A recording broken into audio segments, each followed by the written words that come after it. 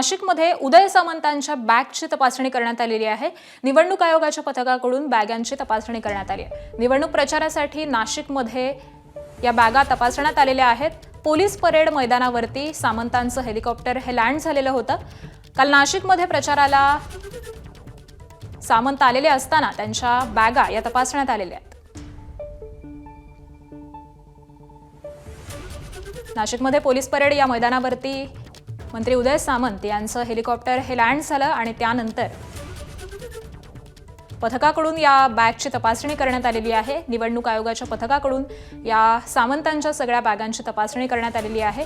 निवडणूक प्रचारासाठी उदय सामंत हे नाशिकमध्ये गेलेले होते आणि त्याच वेळी नाशिकमध्ये लँड झाल्यानंतर त्यांच्या बॅगांची ही संपूर्ण तपासणी करण्यात आलेली आहे।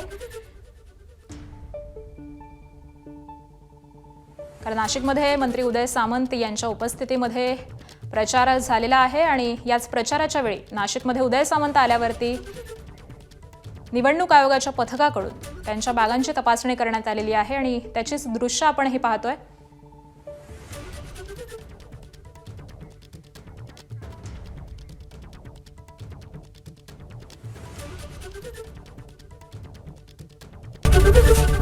एबीपी माझा, उघडा डोळे बघा नीट।